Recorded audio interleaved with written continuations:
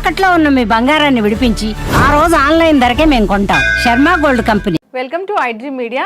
So nails గోర్లు మన ఆరోగ్యాన్ని ఇండికేట్ చేస్తాయని చెప్తూ ఉంటారు. అయితే కొందరిలో గోర్లు పుచ్చిపోయి కనిపిస్తూ ఉంటాయి. ఎందుకు ఈ సమస్య? మరి రాకుండా జాగ్రత్తలు ఏంటి? ఇక వస్తే దీన్ని న్యాచురల్ వేస్లో వెజిటబుల్ థెరపీ వైద్య విధానం ద్వారా ఎలా తగ్గించుకోవచ్చు వివరాలు తెలుసుకుందాం. మనతో పాటు ఉన్నారు ప్రముఖ vegetable therapist and sun spiritual society founder Vikramaditya Guruji గారు. గురూజీ నమస్తే అండి.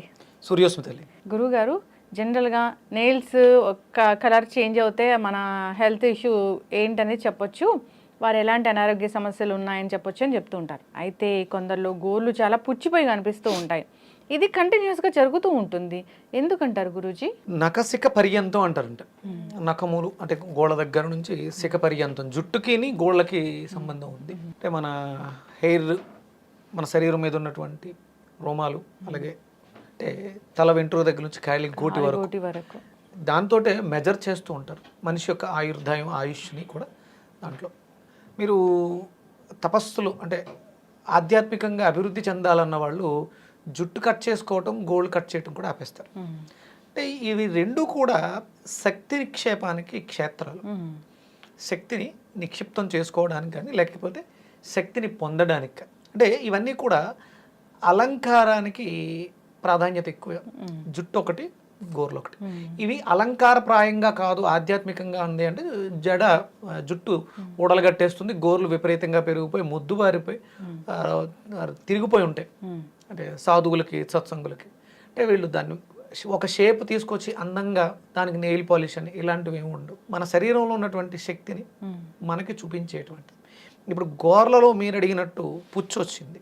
దీనికి ప్రధానమైనటువంటి కారణం ఏంటి అంటే మన శరీరంలో ఎసిడిక్ నేచర్, ఆమ్లతత్వం అనేది ఎముకల్లో ఎక్కువ పెరిగిపోయింది. మీకు అంటే కాల్షియం బాగున్న వాళ్ళకి గోర్లు బాగా పెరుగుతాయి. కాల్షియం బాగున్న వాళ్ళ ఫింగర్స్లో మీకు చూడండి మధ్యలో ఒక తెల్లటి పువ్వులా ఉంటుంది. కాల్షియం బాగుండి పెరుగుదల బాగుంది వాళ్ళలో. దానికి సంబంధించి కాల్షియంకి సంబంధించిన హెల్త్ బాగుంది అన్నప్పుడు ఆ గోరు మధ్యలో ఒక తెల్లని చంద్రబింబాకారం. మనం పూర్వం చిన్నప్పుడు ఆడుకునేవాళ్ళం, మీకు ఐడియా ఉందో లేదో తెలియదు. పైన కొంగలు వెళ్తుంటే చిన్నప్పుడు కొంగ గుడ్డెట్టు, దేవుడి గుళ్ళో పువ్వెట్టు అని చెప్పేసి ఇలా అనుకుని ఇలా చూస్తే ఆ తెల్లగా ఏదో కనిపిస్తే ఆ కొంగ గుడ్డెట్టింది అన్నట్టు అనుకునేవాళ్ళు చిన్నప్పుడు ఆటలు ఇవన్నీ కూడా.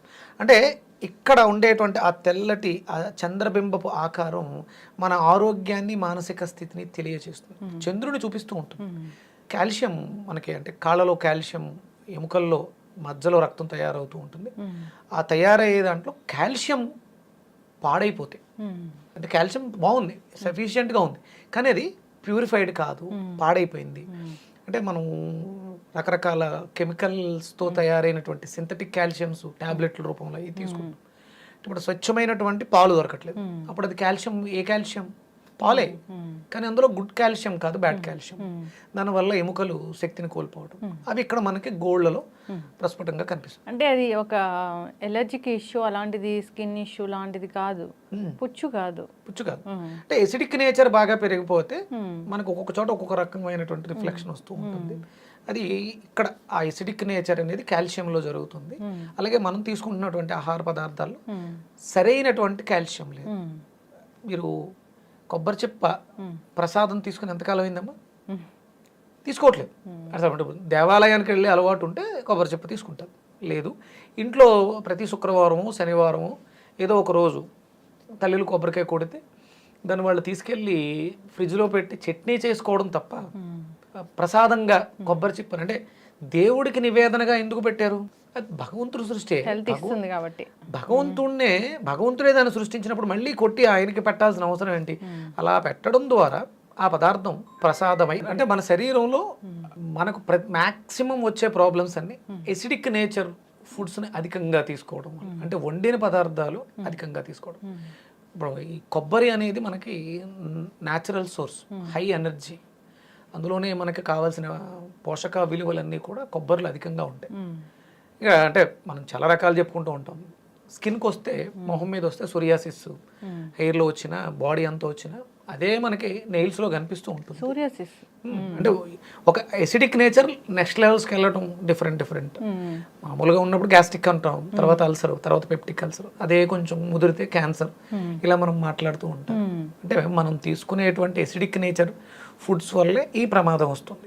అలాగే మనం ప్రకృతి సహజమైనటువంటి న్యాచురల్ ఫుడ్స్, ఇప్పుడు మనం భగవంతుడి దగ్గరగా పెట్టేవి 2 పెడతారు ఎక్కువ, అరటిపళ్ళు ఒకటి, కొబ్బరికాయ ఒకటి ప్రధానంగా ఉంటాయి. ఇంకా తర్వాత మనం మన ఇష్టం, మనకు దొరికినటువంటి పదార్థాలన్నింటిలో కూడా ప్రసాదంగా, అవి ఎవరికి కూడా అంటే అలా ఎందుకు పెట్టడం పడింది అంటే దాన్ని మనం మళ్ళీ తీసుకుని ఆరోగ్యవంతులు అవుతాం కాబట్టి. ఈ సమస్య నుంచి మీరు బయటపడాలంటే ప్రధానంగా ముందు ఫస్ట్ ఎసిడిక్ నేచర్ని తగ్గించుకోవాలి, ఆల్కలైన్ ఫుడ్స్ బాగా తీసుకోవాలి. ఆల్కలైన్ ఫుడ్స్ తీసుకోవాలి. సో గురూజీ, మీరు వెజిటబుల్ థెరపిస్ట్. సో ఏదైనా కానీ ఇష్యూ వచ్చిందంటే జనరల్గా మనం ఏం తగ్గించగలమో ఆ ఇష్యూస్ని వెజిటబుల్ జ్యూసెస్ ఇలా తీసుకోవడం ద్వారా తగ్గించవచ్చు. కాంబినేషన్ ఆఫ్ జ్యూసెస్ కూడా చెప్తుంటారు. ఈ సమస్య వచ్చింది, కాల్షియం డెఫిషియన్సీయో, మీరు చెప్పినట్లు కాల్షియం మంచి కాల్షియం కాకపోవడమో, లేదా నెయిల్స్లో సోరియాసిస్ రావడమో, ఇదంతా దీనికి కారణాలుగా చెప్తూ ఉన్నారు. దీన్ని న్యాచురల్ వేస్లో ఎలా తగ్గించవచ్చు? వెజిటబుల్ జ్యూస్ అంటే ఏముంది దీనికోసం? మెడికల్ టర్మినాలజీలో సోరియాసిస్ అని ఇంకోటని మనం కాల్షియం స్టోరేజ్ అని ఇలా మాట్లాడుతుంటారు. ఆ మెడికల్ టర్మినాలజీ నాకు పెద్దగా పూర్తిగా అవగాహన లేదు, కానీ ఇది మనం తెలుగులో మాట్లాడుకోవాలంటే పుచ్చు.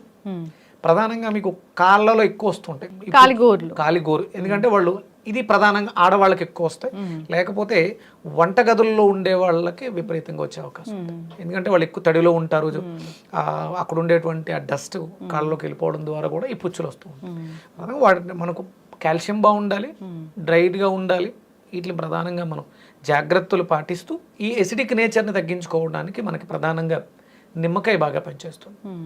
నిమ్మకాయ తొక్కల్ని జ్యూస్ చేసుకోవడం ద్వారా ఎసిడిక్ నేచర్ని ఆల్కలైన్ చేయడానికి అవకాశం ఏర్పడుతుంది. అంటే మన శరీరంలో ఉండేటువంటి వ్యర్థాలన్నీ కూడా విసర్జించడానికి అవకాశం. దాంతోపాటు ఇది చర్మ వ్యవస్థకు కూడా సంబంధించి అంటే అనుసంధానంగా ఉంటుంది కాబట్టి నిమ్మకాయ, దొండకాయలు కలిపి తీసుకోవడం ద్వారా ఈ ఇష్యూ సోరియాసిస్ లాంటివి కూడా, నిమ్మకాయ ఒక 6 దొండకాయలు, ఒక నిమ్మకాయ రసం పిండేసి తొక్కల్ని చిన్న అల్లం ముక్కేసి మనం మెత్తగా గ్రైండ్ చేసి కొంచెం వాటర్ పోసి వడకట్టుకొని మిరియాల పొడి, సైంధవ లవణం తీసుకోవచ్చు. అలాగే రెగ్యులర్గా మనం కొబ్బరిని విరివిగా వాడుకుంటూ ఉండాలి. అది గోరుచిక్కులతో కూడుకున్నటువంటి కొబ్బరి, దాంట్లో మనకు కావాల్సినటువంటి విటమిన్ కే పుష్కలంగా లభిస్తూ ఉంటుంది. ప్రోటీన్ కూడా బాగుంటుంది గోరుచిక్కులలో, పీచు పదార్థం కూడా. ఈ మనకి మన శరీరంలో ఉండేటువంటి వ్యవస్థలన్నీ కూడా మెరుగుపడడానికి గోరుచిక్కులు చాలా బాగా సపోర్ట్ చేస్తూ ఉంటాయి.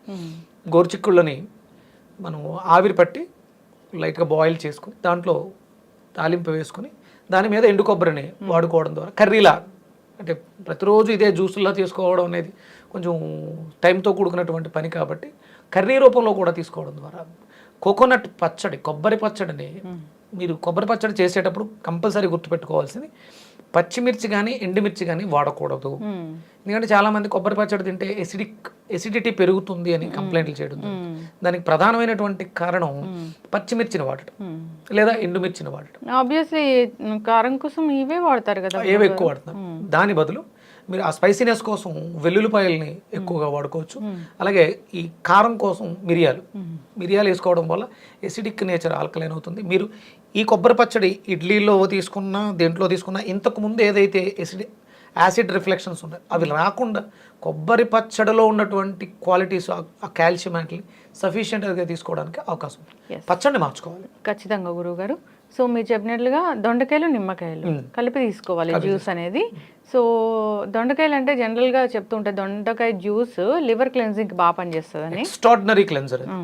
ఎస్, ఇంకా దీన్ని నిమ్మకాయతో కలిపి తీసుకుంటే కనుక ఇలాంటి ఇష్యూస్, చర్మ సంబంధిత సమస్యలు కానీ, ఇలాంటి ఇన్ఫెక్షన్స్ కానీ ఇలాంటివన్నీ తగ్గిపోతాయి. సో తీసుకునే విధానం అంటే మార్నింగ్ తీసుకోవడమే కదా గురువుగారు? అంతే, మార్నింగ్ అంటే ఎంటీ స్టమక్ అమ్మ. రోజుకి అంటే కండిషన్ బాగా ఎక్కువగా ఉంది, సోరియాసిస్ బాగా ఎక్కువ ఇబ్బంది పెట్టేస్తుంది. అప్పుడు అలాంటి సమయంలో ఉదయం, మధ్యాహ్నం, సాయంత్రం 3 పూట్ల మీరు అంటే జ్యూసే కంపల్సరీ చేసుకోకలేదు, చిన్న చిన్న ముక్కల కింద కట్ చేసేసుకుని నిమ్మకాయ తొక్కలను కూడా కట్ చేసేసుకుని చిన్న కొంచెం పెప్పరు, సాల్ట్ వేసుకుని నమిలి కూడా తినడం వల్ల ఇంకా ఎక్కువ బెనిఫిట్స్ ఉంటాయి. మనకి చాలా మంది ఆటో ఇమ్యూన్ డిజార్డర్స్తో బాధపడుతుంటారు, వాళ్ళకి ఇది చాలా అద్భుతంగా ఔషధంగా ఉపయోగపడుతుంది. న్యాచురల్గా అంటే మనకి మాంసాహారులు అసలు అంటే మనిషి అనేవాడు ఎవరు కూడా మాంసాహారాన్ని తినకూడదు. మాంసం తినడం ద్వారా ఈ సమస్యలన్నీ మీకు అంటే చాలామంది ప్రోటీన్ బాగా తీసుకోండి రోగాలను ఎదుర్కోవడానికి అవకాశం ఉంటుంది. మీకు తాత్కాలికంగా ఉపశమనాన్ని ఇస్తాయి తప్ప పర్మనెంట్ క్యూర్ ఇవ్వదు. మానవుడు ఎవరూ కూడా మాంసాహారాన్ని భుజించకూడదు. మాంసం అనేది మన ఆరోగ్య సమస్యలకి పరిష్కారం కాదు. అందుకని ఏంటంటే మనకు ఆటో ఇమ్యూన్ డిజార్డర్ తగ్గాలి అనుకున్నా, సోరియాసిస్ తగ్గాలనుకున్నా కూడా దొండకాయలు నిమ్మకాయలతో, ఇది ఒక చర్మ వ్యవస్థకు సంబంధించినటువంటి కాయగూర దొండకాయ, ఎండోక్రైన్ గ్లాండ్స్ వ్యర్థాలు విసర్జించడానికి కావాల్సినటువంటి వ్యవస్థ నిమ్మకాయ, ఇవి రెండు కూడా మనకి చాలా అద్భుతంగా ఉపయోగపడి ఆరోగ్యాన్ని మెరుగుపరచడానికి. ఖచ్చితంగా గురుగారు చాలా చక్కగా చెప్పారండి. నిజంగానే ఇష్యూ వచ్చిందంటే ఎందుకు వచ్చిందని ఫీల్ అవుతూ ఉంటారు. సో ఇది బ్యాక్టీరియల్ ఇన్ఫెక్షన్, ఫంగల్ ఇన్ఫెక్షన్, రకరకాల స్టెరాయిడ్ బేస్డ్ క్రీమ్స్ అనేవి వాడుతూ ఉంటారు. తగ్గదు అసలు అది. సింపుల్గా మీకు బాగా ఎక్కువ ఇబ్బంది పెట్టేస్తుంది, కోతిలో పుచ్చు బాగా ఎక్కువ ఉంది అనుకున్నప్పుడు పొయ్యి మీద నువ్వుల నూనె వేడి చేసి దాంట్లో కొంచెం పసుపు, ఒక వెల్లుల్లిపాయని దంచేసి ఆ 2 చుక్కల గోరువెచ్చటి నూనెని రెగ్యులర్గా వేస్తూ ఉన్నా కూడా పైపుళ్ళు చాలా త్వరగా మారడానికి అవకాశం ఏర్పడుతుంది. ఖచ్చితంగా అండి. చక్కటి ఇన్ఫర్మేషన్ గురువు గారు, ధన్యవాదాలు. సూర్యస్మిత.